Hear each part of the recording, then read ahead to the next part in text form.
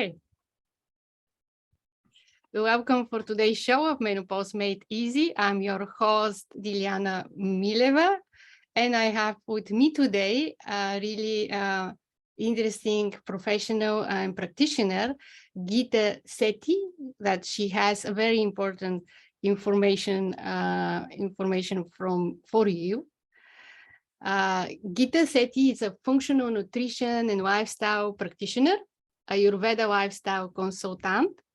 And today we discuss with her good health and menopause from functional nutrition approach. So tell me, Geeta, how this love for nutrition come to bring you to this field to help women with with functional nutrition? And what is actually functional nutrition? Yeah, thank you, Dilyana, for bringing me on your platform. And it's actually something which I have been very passionate about from childhood. I have spent a lot of time with my mother in the kitchen when I was growing up and in the family and learning about plants and why we cook in a certain way. And it was something which you do not realize. And I don't know if your viewers or listeners know about Ayurveda, but that's a traditional Indian science of medicine.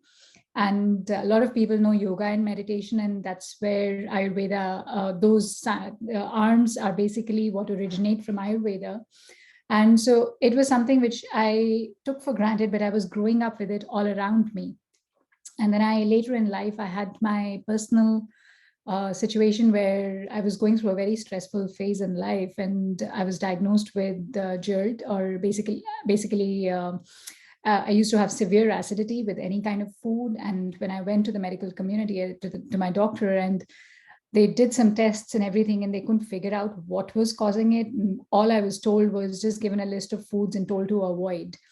And that's it. I was sent home, and they gave me proton pump inhibitors just as to manage the acidity and keep the acid reflux down. But nobody really did any conversation with me that what was causing you to get that. And that's when I started searching. As a child, I had grown up with so much wisdom of the culture that I started looking into that, and I started figuring out what was it that was causing me to get that. And I was able to pinpoint what was happening in my body. And instead of taking those proton pump inhibitors, which were prescribed to me, which were not over the counter, in fact, they were much stronger than over the counter medications, which you can get for just getting a little bit of gas and bloating. And because I took it for 2 days and I felt dizzy taking them, and I decided this is not the route I want to take. I'm going to explore on my own. And within 6 months of doing certain protocols, of figuring out what was impacting my body, I was able to treat myself. Because I knew what was going on. I know more about my body. And that is when my journey into kind of taking it further and learning more about it and researching and qualifying myself began. So I went back to school to study nutrition, and which I did locally in Canada with CSNN, which is the Canadian School of Natural Nutrition. And then I continued studying further and went on to understand what functional nutrition is, which is a very big field which is coming up. Again, the whole concept of functional nutrition it originates from functional medicine, which is coming up. And what the whole concept is based on is that there are two things which are very, very important. One is root cause resolution. That is, you try and understand for any health condition, any medical condition, what is it that is going on with the person, rather than just trying to treat a symptom, which has become what the pharmaceuticals and the medical community is doing today. Like, you go to them for eczema, just as an example, and they'll give you some topical creams to deal with eczema, but they won't try and understand what is it that is really causing eczema. And so that is what we go after. We try and understand what is really going on. And the other aspect of functional medicine is that functional nutrition is that each person is unique, which is a bio-individuality. So we try and understand how is this unique person made up. And in order to identify that, we look at the whole person as the terrain of that person, how they're growing up, what is their diet, what is their living environment, what is their social setup, what are their genes. So we look at the being as a person as a whole. What has there been mental and emotional life before? What stress or trauma they're holding on to? What are they eating? What is their knowledge base? Are they even aware of what they're eating is healthy for them or not? So we look at all that, and it requires a person to connect with themselves and empower themselves to understand what is it that is causing any condition to come up. So it's not just about giving them a list of foods. It's a very vast, holistic approach to dealing with a person as a whole, rather than just dealing with a symptom or a condition. So that's what functional nutrition in a gist, I can tell you, is all about. It's really how supposed to be, according to me. That's need to be the medicine work on the person as well, and work in all aspect, not just the physical. It's a complex thinking, very individual. So I like this approach, this how this type of medicine work on the person as a whole. Yeah, today it's very, very important, good health, and everybody talk about good health and how important it is to have a good health for today to really be in a good condition. So could you explain a little bit for the people who are not familiar about the good health, why it's so important? Yeah, Dilyana, it's very interesting because I hear a lot of people talking about, oh, I'm working on my gut health, and they've heard somewhere or the other, because it's all over social media, people are talking about gut health. But if you ask the question, and it happens with 8 out of 10 of my clients are not able to tell me what is really their gut and why are they sitting there. They've heard so much. So gut is a very simple word which is being used nowadays because of a lot of things which have happened. A lot of research has happened in the last 20 years regarding the gut health. But at the basic level, at the foundation level, gut is nothing but your complete digestive system. So it starts from your mouth and goes all the way to your alimentary canal and goes all the way till you poop out. So basically your bum. So that whole alimentary canal or your digestive tract is your gut. And that whole gut is very, very important, or your complete digestive system is very, very important, because 90% of the health conditions begin in the gut.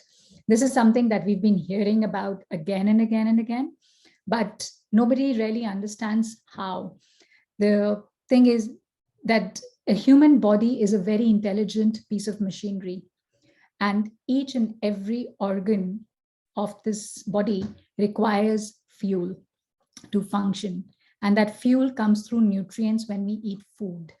So the purpose of your digestive system is to convert that food into how the body needs, how that fuel is needed. It converts it into energy. It takes out the micronutrients. It takes out the minerals. It takes out the vitamins. So that responsibility belongs to the gut. And what the modern research, what we have realized now, which is very recently in the last 20 years, we've figured out that there is a huge colony of bacteria which lives in our digestive system all along. And that's what is called the microbiome, which is also being called the third brain of the body. And that actually is what trains our immune system, our immune cells. These are colonies of bacteria which have existed on the planet much before we human beings evolved. So they carry the intelligence of how to survive, how to convert food, and how to make energy. And that intelligence is transferred through them to our body. And they have a lot of many number of roles that they play in the body. And so our overall health today depends on the health of our gut microbiome, or the health of these bacteria. And that's why it has become a topic of like what social media is talking about, what modern medicine is discussing, what doctors are talking about. They keep telling you to take probiotics, but really the health of the gut microbiome and the health of your gut is not just popping probiotics or popping pills. It's a lot more. It's a much vaster field. And that's the reason why it's very, very important that your gut should be very healthy. And what role is actually play the fiber? Yeah, so fiber. So when I use the word probiotics, probiotics is nothing but the bacteria which are in your gut microbiome, in your gut throughout the tract. And the food that these bacteria eat is basically fiber, because most of the fiber that we eat, the body does not break it down. The fiber has two roles. One, is, for the longest time, we kept thinking that fiber is what prevents constipation. It adds bulk, it carries the food down, it carries bulk to the food.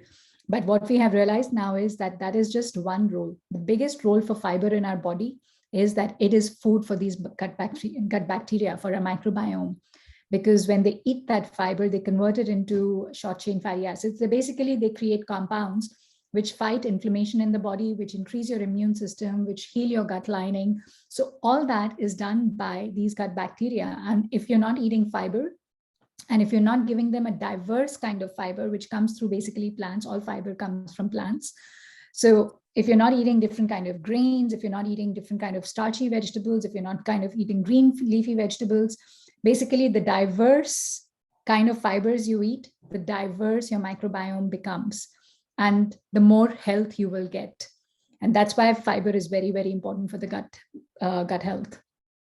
In diversification, it's important also to be very, very, very important, because we know that over time we have lost 40% of the diversity of our gut microbiome. That means there are strains in our gut microbiome which played a certain role, and they've become extinct, as in they're not there in our gut microbiome anymore. And they had certain roles, protective roles they were playing in our health.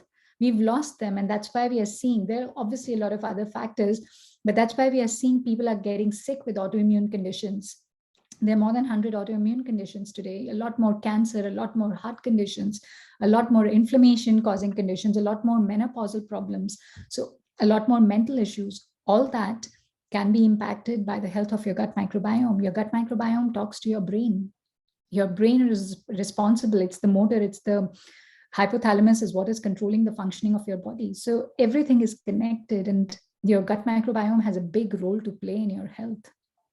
So let's talk about now what is the role and our gut play in menopause. Okay, so menopause is a very interesting stage in a woman's life. You know, it's menopause. That means a woman is not having her periods anymore. She's not ovulating anymore.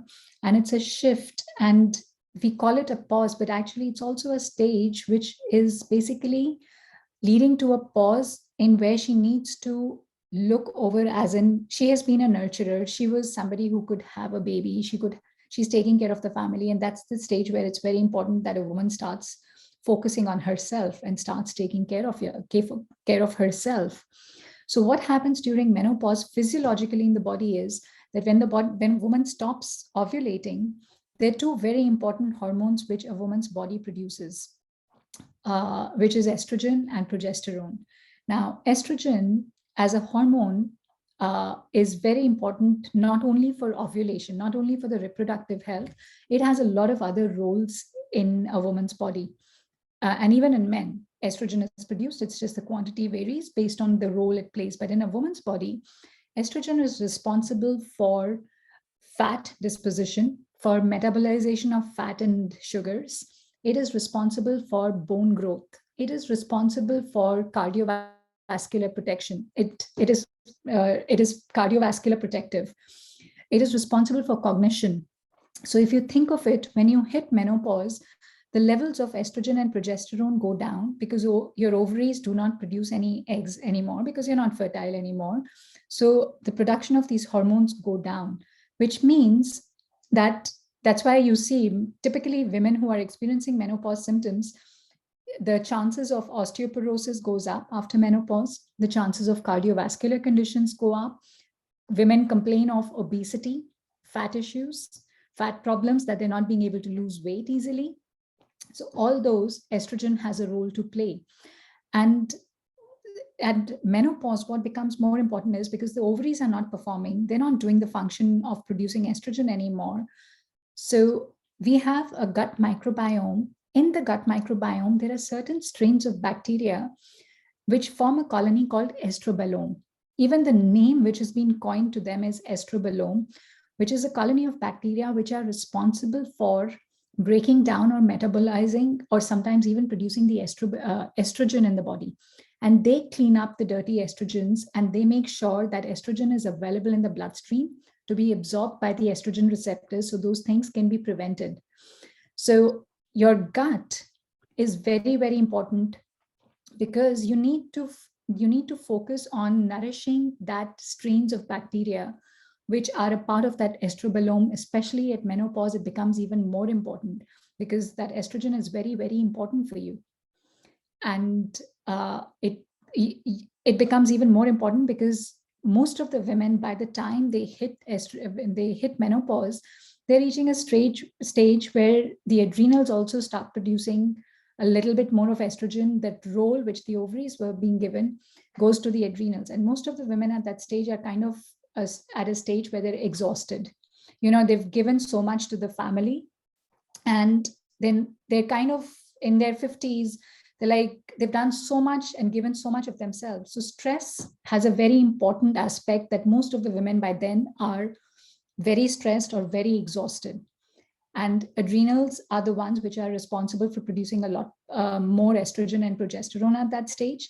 So that also gets impacted. So your estrobolome is capable of supporting your adrenals as well, by reducing the inflammation, by supporting the body in bringing the stress levels down. So it has multiple levels at which your estrobolome or your microbiome is working in supporting women at menopausal levels. So very important that the gut is not ignored, and the gut microbiome is not ignored during menopause.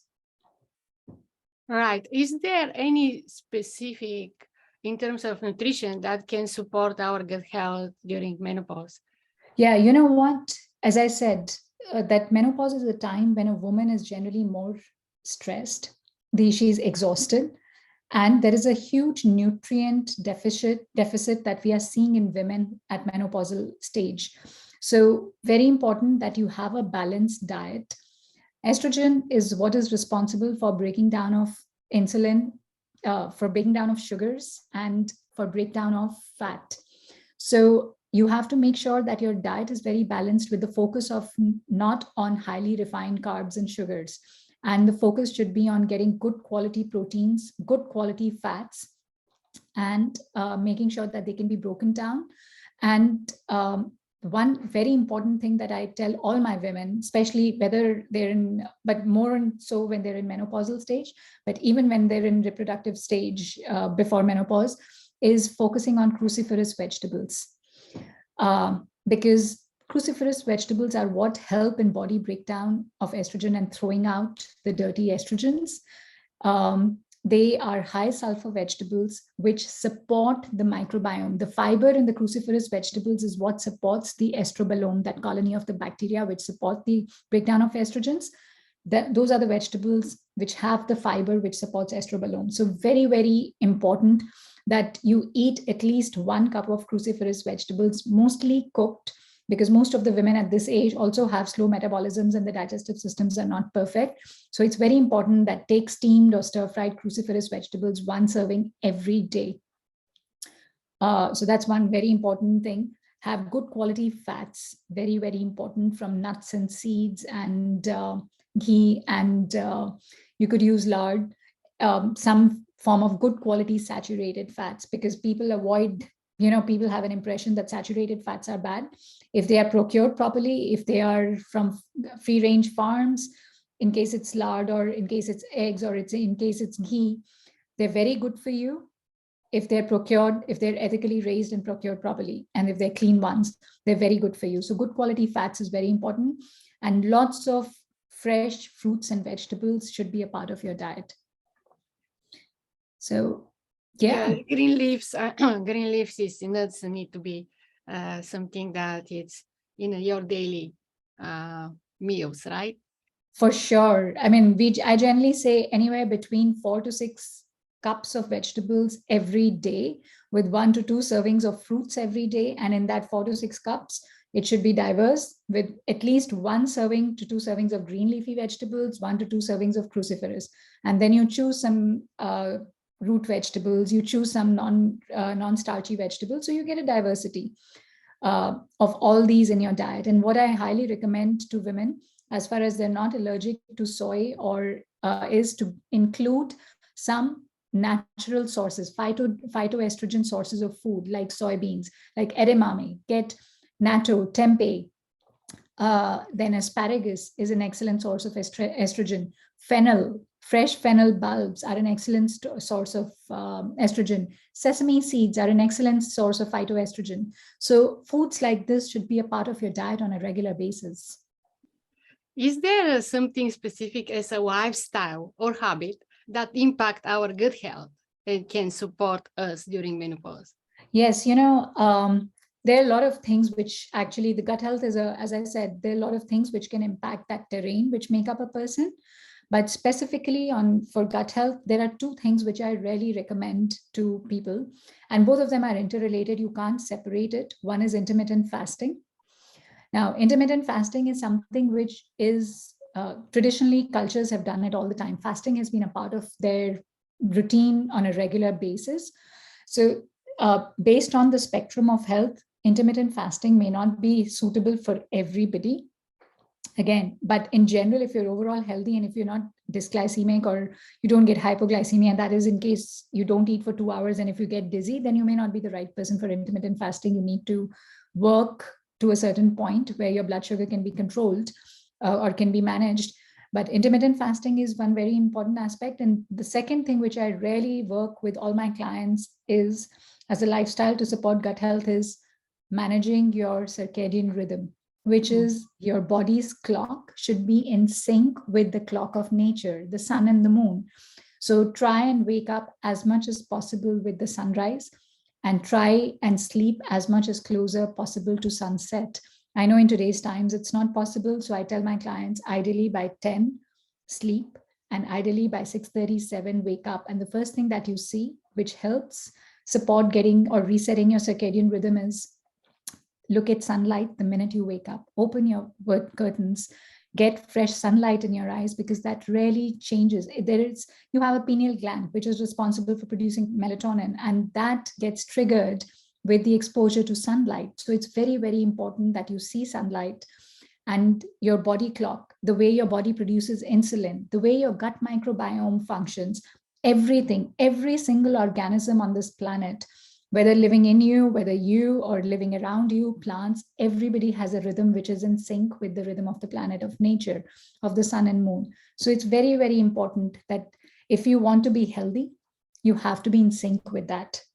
So that's a very important aspect, which a lot of people kind of miss. People like to have late nights, they sleep in late.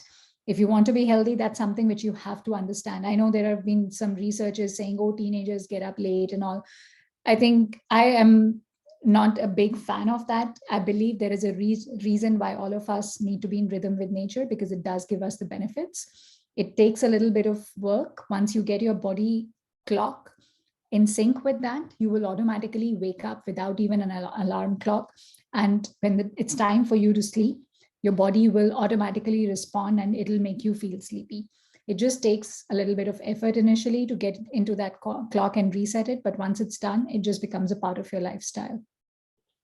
You can actually look or regard of a season of woman's life as related to the season of the year, right? Definitely. Definitely. Everything in that is the whole concept of Ayurveda, that when a baby is born, we call it the kapha, or the spring of the cycle of life. And then we have summer, which is the middle age, when you are ready to thrive and when you're ready to work and you are energetic and you're out there to do everything. And when you reach menopause, or when you reach, we call it the fall season of the seasons of life or of the cycle of nature around it, because that's it's like the cycle is completing and you're in the last stage. So everything slows down. And so you need to slow down as well and think inwards about focusing on yourself, that what have you accomplished and what is it that you would like to do with the rest of your life. So everything, even in a woman's life, there's stages. Even in nature, there's stages. Everything is cyclical. That's how nature is. Even a dosha, if you take a dosha from Ayurveda also, or the constitution of every individual, I think it's related with Vata, the last That's season right. of women You're right. life. Fall is Vata. So Vata is the stage where everything slows down. We call it, I mean, you understand the 5-element theory, that those 5 elements are the building blocks of everything. And Vata is the lightest stage. Everything is becoming dry because the element which is active at this stage is wind or the air, and it exists in the vacuum, which is the space or the ether. So that's the stage where you are. Everything is drying up. And that's why when you see menopausal, your metabolism slows down, arthritis, which is typically a Vata condition, because your body is becoming drier and lighter. And that's why you need to nourish it with more grounding foods. You need to eat more root vegetables. You need to do massages. You need to relax. You need to do breath work. You need to calm down and ground yourself more. So yeah, it's everything. I mean, once you start understanding this, there is so much. I mean, we can go on and talk Yeah, about you can talk. You can have another talk on that for sure. Yeah, about the seasons and the 3 cycles and the doshas of life, and how menopause is basically the start of the Vata stage of life. Yes, thank you. Geeta, how people, I know that you're based in Coquitlam, Vancouver area in British Columbia, Canada. How people can reach out to you? So, Dilyana, I am actually very active on social media. I have a company and I consult. I offer private consultations. My company is called Living Well with Geeta. So they can find me on Instagram under the same handle, Living Well with Geeta, or on Facebook. I also have a website under the name of livingwellwithgeeta.com. And they can reach out on any of the platforms, and there are ways they can reach out to me, and my phone numbers are also available, or they can message me directly for any consults. And I allow, before I bring anybody on board, if you would like to know more about how I work with a client, they're all can book a 30-minute complimentary session with me before they come on board to learn more about me and to see if we are the right fit and if I can help them in their journey towards health and well-being. Thank you so much for today's wisdom in this episode. Thank you, listener, to tune in and listen. Keep listening. We release every Friday mornings new episode. And again, thank you so much, Geeta, to be with me today. Thank you, Dilyana. This was a pleasure. Thank you very much.